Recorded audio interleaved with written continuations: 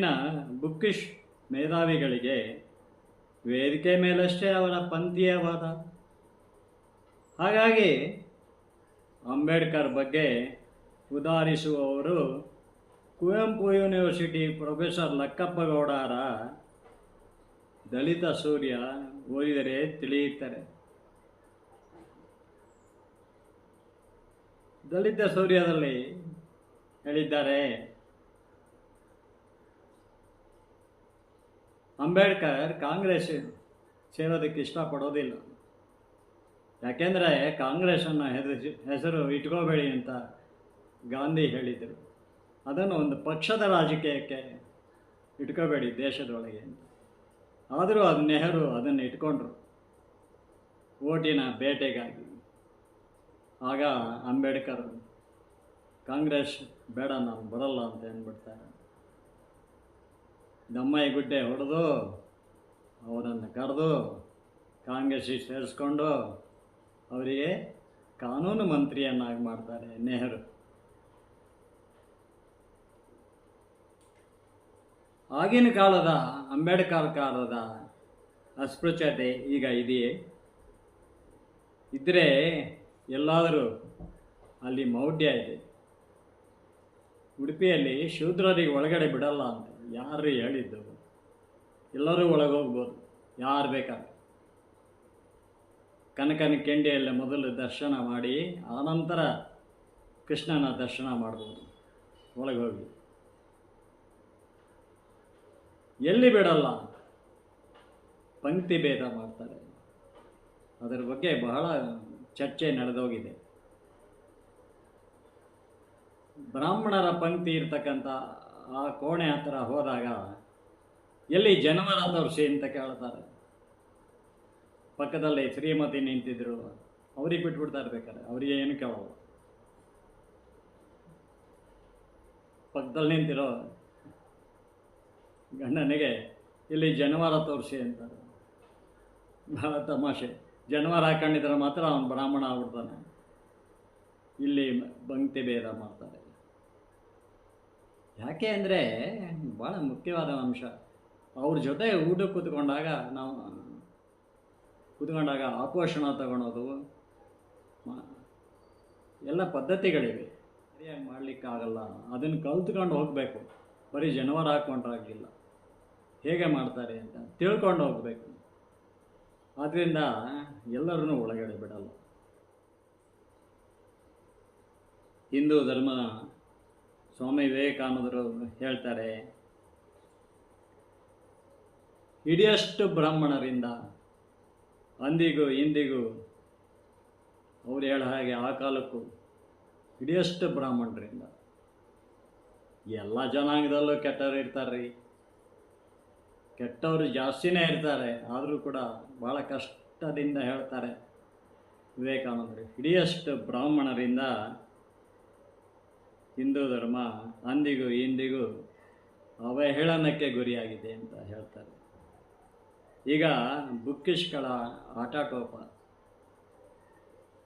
ಇಂಥವರು ಬುದ್ಧನ ಮರಣಾನಂತರವೂ ಇದ್ದವರು, ಜನಸಂಖ್ಯೆ ಹೆಚ್ಚಿದಂತೆಲ್ಲ ಇಂಥವರು ಹೆಚ್ಚಿದ್ದಾರೆ. ಬುದ್ಧ ಹೇಳ್ತಾನೆ, ನನ್ನ ತಿರುಮಲೇಶನ ತ್ರಿಗುಣಾತ್ಮಕ ಪ್ರಪಂಚದಲ್ಲಿ 10 ಅವತಾರಗಳನ್ನು ಕೂಡ ಈಗಿನ ಕಾಲಕ್ಕೆ ಮುಂದಾದ ಕಾಲಕ್ಕೆ ವ್ಯಾಖ್ಯಾನ ಮಾಡಿದ್ದೇನೆ. 10 ಅವತಾರಗಳನ್ನು ಈಗಿನ ಕಾಲಕ್ಕೆ ಮುಂದಾದ ಕಾಲಕ್ಕೆ ಹೇಗೆ ಅನ್ವಯಿಸುತ್ತೆ ಹೇಳಿದ್ದೇನೆ. ಬುದ್ಧ ಒಂದು ಮಾತು ಹೇಳ್ತಾನೆ, ಬಹಳ ಮುಖ್ಯವಾದ್ದು. ನಾನು ಹೇಳುವ ತತ್ವದಲ್ಲಿ ಏನೂ ಹೊಸತೇನಿಲ್ಲ, ಈಗಾಗಲೇ ಎಲ್ಲರೂ ಹೇಳಿದ್ದಾರೆ. ಅದನ್ನೇ ನಾನು ಹೇಳ್ತಾ ಇದ್ದೇನೆ. ಮನುಷ್ಯ ದೇವರಾಗಬಹುದು ಎನ್ನುವುದು ಬುದ್ಧನ ಬಹಳ ಮುಖ್ಯವಾದ ಅಂಶ. ದೇವರಾಗಿ ತೋರಿಸ್ತಾನೆ ಭಗವಾನ್ ಬುದ್ಧ ಅಂತ ಹೆಸರು ಬರ್ತಾನೆ. ಮಹಾಯಾನ, ಬುದ್ಧನ ಮೂರ್ತಿಯನ್ನು ಯಾರು ಪೂಜೆ ಮಾಡ್ತಾರೋ ಅವರು ಮಹಾಯಾನ ಅಂತ ಆಗ್ತಾರೆ. ಯಾರು ಅವನ ತತ್ವಗಳನ್ನು, ಅವನು ಹೇಳಿದ್ದನ್ನು ಒಳ್ಳೆಯ ರೀತಿಯಲ್ಲೂ ಮತ್ತು ಅದನ್ನು ತೀರ್ಚಿಯೂ ಮಾಡೋರು ಇದ್ದಾರೆ ಬಿಡಿ. ಈಗ ಅವರು ಹೀನಯಾನ ತೇರವಾದ ಅಂತ ಹೇಳ್ತಾರೆ. ಹೀನಯಾಸಯವಾಗಿ ಕಾಣ್ತದೆ ಅಂತ. ಹೀಗೆ ಬುದ್ಧನ ಮರಣಾನಂತರ ಬುದ್ಧ ದೇವರಿಲ್ಲ ಅಂತ ಹೇಳದ ನಾನು ತಿರುಮಲೇಶನ್ ಬುಕ್ಕಲ್ಲಿ ಬರೆದಿದ್ದೇನೆ, ನನ್ನ ತಿರುಮಲೇಶನ ತ್ರಿಗುಣಾತ್ಮಕ ಪ್ರಪಂಚ ಕೃತಿಯಲ್ಲಿ. ವೀರೇಂದ್ರ ಹೆಗ್ಗಡೆಯವರು ಜೀವನ ಮೌಲ್ಯಗಳನ್ನು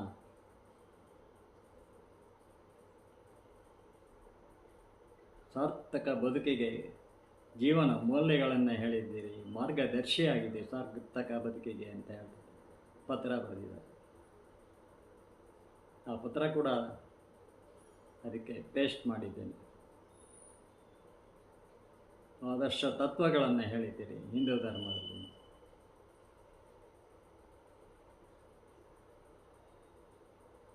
ಇಂಥವರಿಂದಲೇ ಎಂಥವರು ಬುದ್ಧ ದೇವರಿಲ್ಲ ಅಂತ ಹೇಳ್ದ, ಕುಡೀರಿ ತಿನ್ನಿರಿ ಮಜಾ ಮಾಡಿ ಅಂತ. ಬುದ್ಧನ ಕಾಲ ಆದ ನಂತರ ಆ ಕಾರಣಕ್ಕೇ ನೇಪಾಳಕ್ಕೆ ಹೋಗಿ ಬರುತ್ತೆ. ನಮ್ಮ ಯಾರು ಹಿಂದೂಗಳೇ ಅವ್ರವ್ರ ಕಿತ್ತಾಟದಲ್ಲಿ. ಸಂಸ್ಕೃತ ಬಾರದವರು ಸ್ವರ್ಗಕ್ಕೆ ಹೋಗಲ್ಲಂತೆ. ಸ್ವರ್ಗಕ್ಕೆ ಹೋಗೋಕ್ಕೆ ಒಬ್ಬ ಸ್ವಾಮೀಜಿ ಹಾಗೆ ಹೇಳಿದ್ರೆ, ಇನ್ನೊಬ್ಬ ಸ್ವಾಮೀಜಿ ಮಠದ ಸ್ವಾಮೀಜಿ ಹೇಳ್ತಾರೆ ಸ್ವರ್ಗಕ್ಕೆ ವೀಸಾ ಸಿಗಲ್ಲ ಸಂಸ್ಕೃತ ಬರ್ತಾ ಇದ್ದಾರೆ. ಏನು ರೀ, ಸ್ವರ್ಗ ಎಲ್ಲಿದೆ? ಮಹಾಭಾರತದಲ್ಲಿ ಮಹಾಪ್ರಸ್ಥಾನ ಅಂತ ಕೊನೆಯ ಒಂದು ಅಧ್ಯಾಯ ಇದೆ. ಅಲ್ಲೂ ಕೂಡ ಸ್ವರ್ಗದ ಪರಿಕಲ್ಪನೆನೇ ಅದು. ಮಹಾಭಾರತ ಕಥನ ಅಲ್ಲ, ಕಥನ ನಡೆದಿದೆ, ಕತೆ ನಡೆದಿದೆ, ಪವಾಡವೂ ಆಗಿದೆ. ಶ್ರೀಕೃಷ್ಣ ಸರ್ವಾಂತರ್ಯಾಮಿ. ಅದಕ್ಕೂ ಮುಂಚೆ ತ್ರೇತಾಯುಗದಲ್ಲಿ ರಾಮ ಸರ್ವಾಂತರ್ಯಾಮಿ. ರಾಮ ಸರ್ವಾಂತರ್ಯಾಮಿ ಅನ್ನೋದು ಭಾಳ ಜನ ಗೊತ್ತಿಲ್ಲ. ಒಂದು ಹಾಡೇ ಇದೆ, ಇಲ್ಲೂ ನೋಡಿದ್ದಾರೆ ರಾಮ, ಅಲ್ಲಿ ನೋಡಿದ್ದಾರೆ ರಾಮ, ಎಲ್ಲೆಲ್ಲೂ ರಾಮ. ಯಾವಾಗ ಸರ್ವಾಂತರ್ಯಾಮಿ ಆಗೋದು? ರಾವಣನ ಸೇನೆ ರಾಮನ ಕಪಿ ಸೇನೆಗಿಂತ ಅಸಂಖ್ಯಾತವಾಗಿದೆ.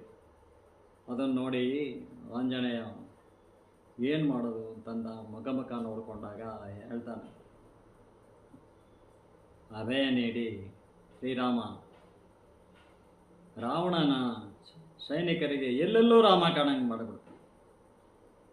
ಎಲ್ಲೆಲ್ಲೂ ರಾಮ, ಅವ್ರ ಜೊತೆಗೆ ಸೈನಿಕರ ಜೊತೆಗೆ. ಸರ್ವಾಂತರ್ಯಾಮಿ ರಾಮ, ಇಲ್ಲಿ ನೋಡಲು ರಾಮ, ಅಲ್ಲಿ ನೋಡಲು ರಾಮ, ಎಲ್ಲೆಲ್ಲೂ ರಾಮ,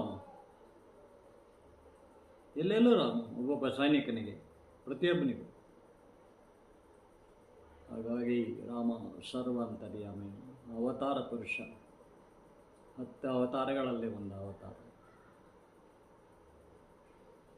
ಇನ್ನು ಮಹಾಭಾರತದಲ್ಲಿ ಕೃಷ್ಣ ಸರ್ವಾಂತರ್ಯಾಮಿ, ಯೋಗೀಶ್ವರ.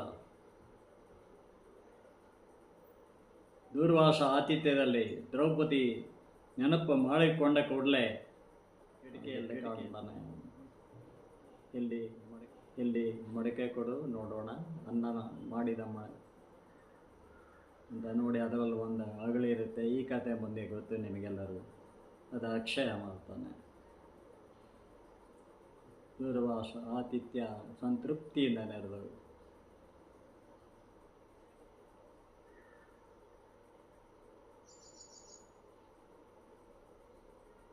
ವ್ಯಾಸರು ಸರ್ವಾಂತರ್ಯಾಮಿಗಳು.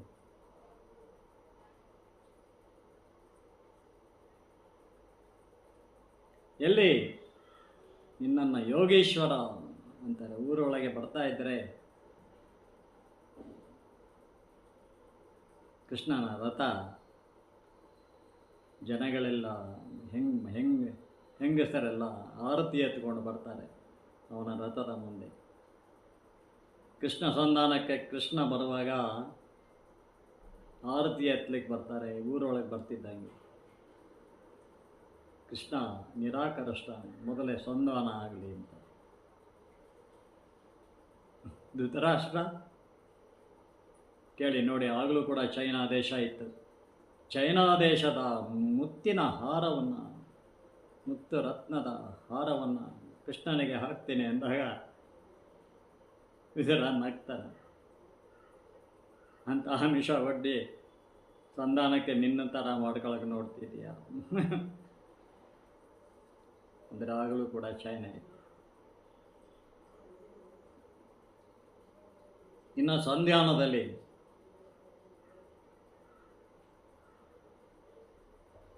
ನೋಡಿ ಏನು ಬದಲಾವಣೆ ಮಾಡಿದ್ರು ಮೂಲಕ್ಕೆ ನಾವು ತಲೆಬಾಗಿ ನಿಷ್ಠೆಯಿಂದ ಮಾಡಬೇಕ್ರಿ. ನಿಷ್ಠೆಯಿಂದ ಮಾಡಬೇಕು. ಪವಾಡಗಳನ್ನೆಲ್ಲ ತೆಗೆದುಬಿಟ್ಟು ಚರಿತ್ರೆ ಬರೆಯೋದಲ್ಲ. ಚರಿತ್ರೆ ಅಂತ ಚರಿತ್ರೆ ಬರೆದು ದ್ರೌಪದಿಯ ಪಾತ್ರವನ್ನು ದಾರ್ಶಿ ಅಂತ ಮಾಡಿ ಯಾವ ಪವಾಡವೂ ಇಲ್ಲದೆ ಮಹಾಭಾರತ ಬರೆದು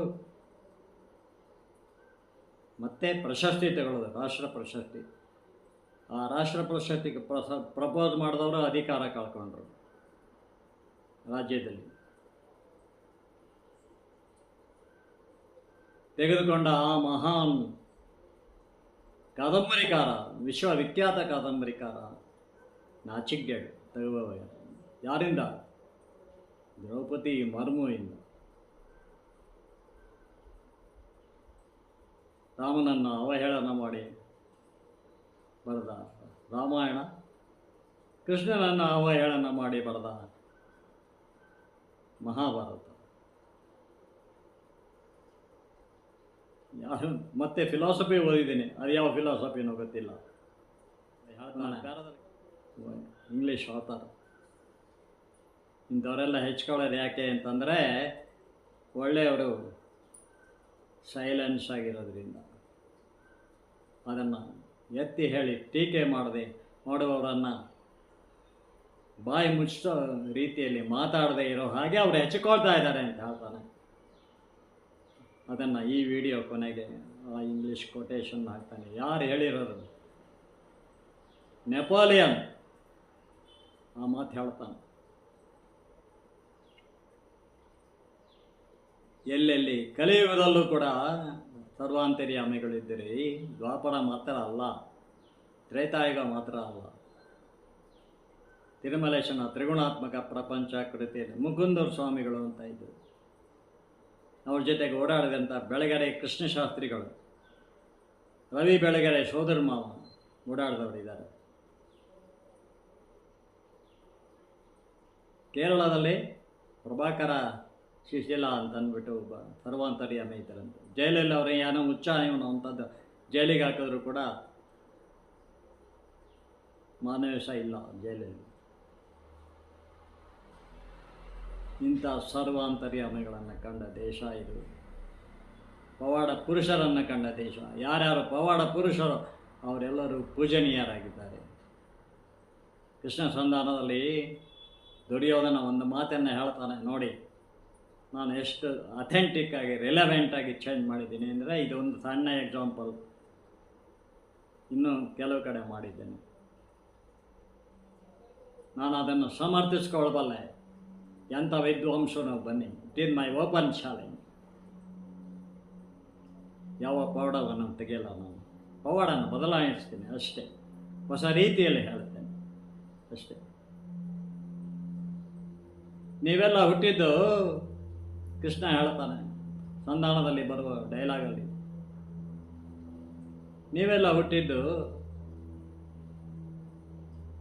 ಯೋಗೀಶ್ವರ, ಯೋಗಕ್ಕೆ ಅಷ್ಟೊಂದು ಶಕ್ತಿ ಇದೆಯೇ ಅಂತಂದಾಗ, ನೀವೆಲ್ಲ ಹುಟ್ಟಿದ್ದು ಮಡಕೆಯಲ್ಲಿ ವ್ಯಾಸರು ನಿಮ್ಮಮ್ಮ ಹೊಟ್ಟೆ ಉಜ್ಕೊಂಡ್ಲು ಅಂತ ಆ ಪಿಂಡದ ಚೂರುಗಳನ್ನೆಲ್ಲ ಮಡಕೆಯಲ್ಲಿ ಹಾಕಿ ಇಟ್ಟ ಮಾತ್ರಕ್ಕೆ ನೀವ್ಯಾರು ಹುಟ್ಟಲಿಲ್ಲ.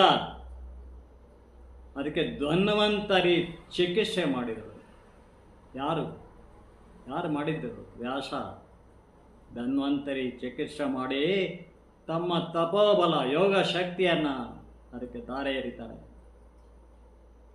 ಆ 101 ಮಡಕೆಗಳಿಗೆ ಅಂತ ಹೇಳಿದಾಗ ದುರ್ಯೋಧನ ಏನಕ್ಕೆ ಹೇಳ್ತಾನೆ ಈ ಮಾತನ್ನು ಕೃಷ್ಣ ಸಂಧಾನದಲ್ಲಿ ಹೇಳಿದಾಗ, ಯೋಗ ಶಕ್ತಿ ಎಂದರೆ ಏನಂತ ತಿಳಿದೀಯ ದುರ್ಯೋಧನ ಅಂತ ಇದನ್ನು ಹೇಳಿದಾಗ,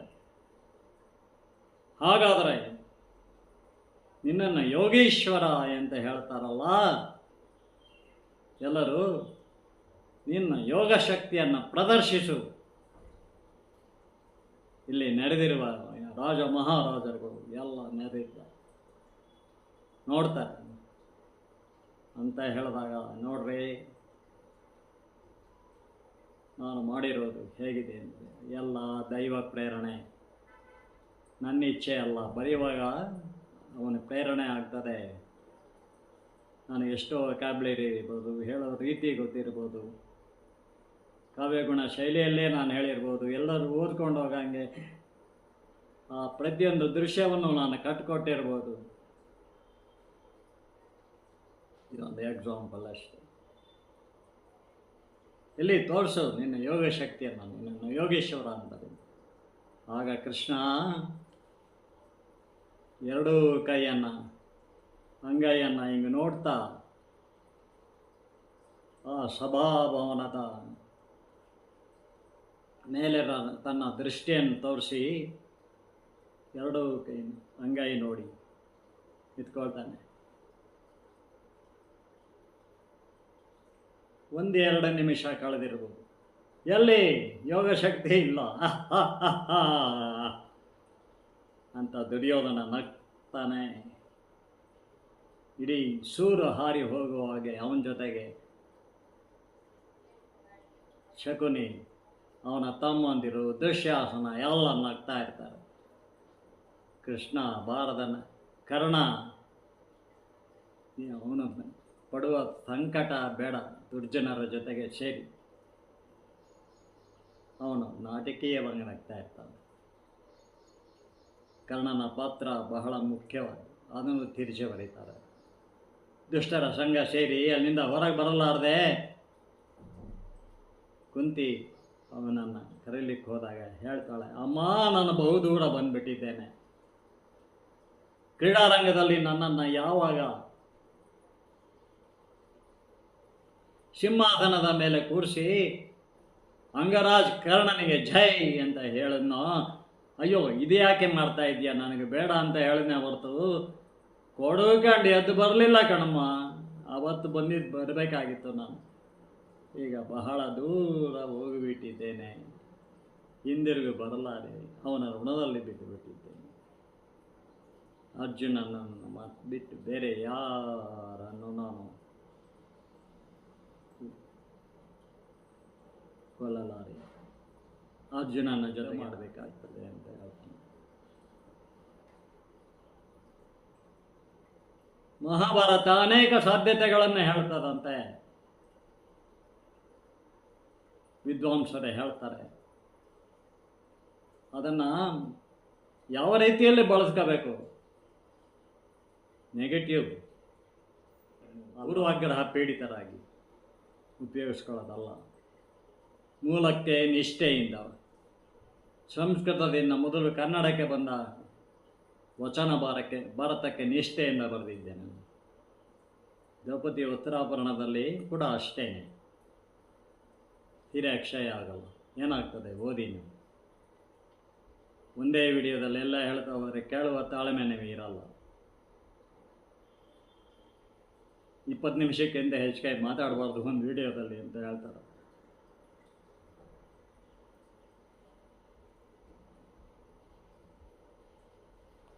ಮಹಾಭಾರತವನ್ನು ಹಾಗಾಗಿ ಹೇಗೆ ಬೇಕಾದ ಮನಸ್ಸ ಇಚ್ಛೆ ತೀರ್ಚಿ ಬರ್ತಿರ್ತಕ್ಕಂಥ ವಿಡಿಯೋಗಳನ್ನು ಯೂಟ್ಯೂಬಲ್ಲಿ ನೋಡ್ತಾ ಇದ್ದೀವಿ. ಬರ್ಬರೀಕ ಅಂತೆ, ಬರ್ಬರೀಕ ಕರ್ಣನ ಸಂಹಾರದಲ್ಲಿ ಅಲ್ಲಿಗೆ ಬರ್ತಾನಂತೆ. ಬರ್ಬರೀಕ ಅಂದರೆ ಯಾರು ಗೊತ್ತಿಲ್ಲ ಇದೀಗ. ಘಟೋತ್ಕಚನ ತಮ್ಮ ಅಂತಾರೆ. ಬರ್ಬರೀಕ ಅಂದರೆ ಶಾಂತನು ತಮ್ಮ. ಯಾರು ಅನ್ನೋದನ್ನು ಓದಿ. ಅಭಿನವ ಭಾರತ ನನ್ನ ಕೃತಿ, ಹಾಡ್ಬೋದು, ಸ್ವಪ್ನದಲ್ಲಿ ಸಿಗುತ್ತೆ ನೋಡಿ. ನನ್ನ ಪುಸ್ತಕದ ಪ್ರಚಾರ ಅಲ್ಲ ಇದು. ನನ್ನ ಪುಸ್ತಕ ಹೇಗೂ ಸೇಲ್ ಆಗ್ತದೆ. ಒಳ್ಳೆಯದಕ್ಕೆ ಕೃತಿಗಳು ಯಾವಾಗಲೂ ನಿಜಾನವಾಗೇ ಸೇಲ್ ಆಗುತ್ತೆ. ನಾನು ತಂತ್ರಜ್ಞಾನದಲ್ಲೂ ಕೆಲಸ ಮಾಡಿದ್ದೀನಿ, ಅದು ಇವತ್ತಿಗೂ ಸೇಲ್ ಆಗುತ್ತೆ. ಮತ್ತೆ ಬೇಡಿಕೆಯಲ್ಲಿದೆ, ಎಲ್ಲ ಖಾಲಿ ಆಗುತ್ತೆ. ವಿನ್ ಕಂಪ್ಯೂಟರ್ಸ್ ಮೇಜಿನ ಮೇಲಿನ ಪ್ರಕಾಶನ, ವಿನ್ ಎವರ್ ಪೀಸ್ 3, win computers, challenging the basic limits. Basic ನೋಡಬೇಕು ಅಂದರೆ ಶಿವರಾಮ್ದು ಓದಬೇಕು. ನಾನು ಎಂದೂ ತಿಳಿದಿರಲಿಲ್ಲ, ನನಗೇನೋ ಹೇಳೋದಿದೆ ಅಂತ ಮಾಡಿದ್ದೀನಿ. ತಂತ್ರಜ್ಞಾನ ಆಗಲಿ ತತ್ವಜ್ಞಾನ ಆಗಲಿ ಎರಡು ತಾರ್ಕಿಕತೆಯ ಮೇಲೆ ನಿಂತಿವೆ. ತಂತ್ರಜ್ಞಾನ ತತ್ವಜ್ಞಾನ ಒಂದನ್ನೊಂದು ಬಿಟ್ಟು ಇನ್ನೊಂದಿಲ್ಲ ಅಂತ ಹೇಳ್ತಾರೆ. ಆದರೆ ತತ್ವಜ್ಞಾನ ಒಂದು ಅಲೌಕಿಕ ಶಕ್ತಿ ಇದೆ. ಅದನ್ನು ನಾಮಕೋಟಿ ರೂಪಾತಿಶಯಗಳಲ್ಲಿ ನೋಡ್ತೀವಿ. ಸೃಷ್ಟಿ, ಸ್ಥಿತಿ, ಲಯ ಅಷ್ಟೇ ಅಲ್ಲ, ಮತ್ತು ದೇವತೆಗಳ ರೂಪದಲ್ಲಿ. ಅದು ಹಿಂದೂ ಧರ್ಮ. ಹೇಳಿದ್ನೆಲ್ಲ ಹೇಳ್ತಾ ಹೋದರೆ ಬಹಳಷ್ಟಿದೆ.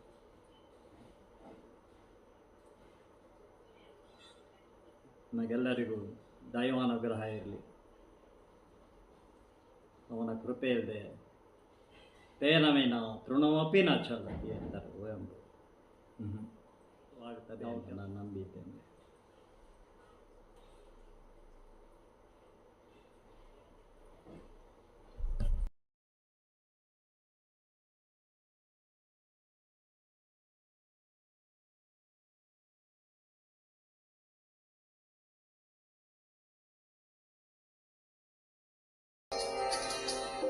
वेङ्कटाचलनिलयं वैकुण्ठपुरवासं, वेङ्कटाचलनिलयं वैकुण्ठपुरवासं, पङ्कजनेत्रं परमपवित्रं, पङ्कजनेत्रं परमपवित्रं, शङ्खचक्रधर श्रीगोविन्दं, वेङ्कटाचलनिलयं वैकुण्ठपुरवासम्.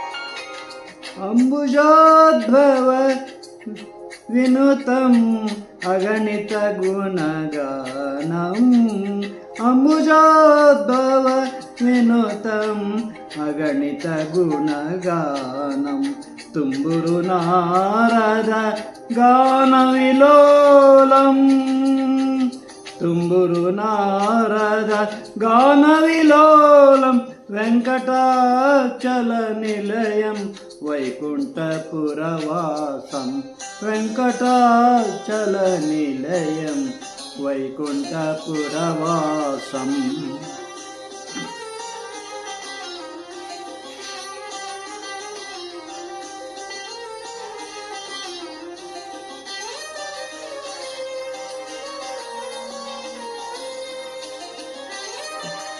वेङ्कटाचलनिलयं वैकुण्ठपुरवासं, मकरकुण्डलधर नादगोपालं,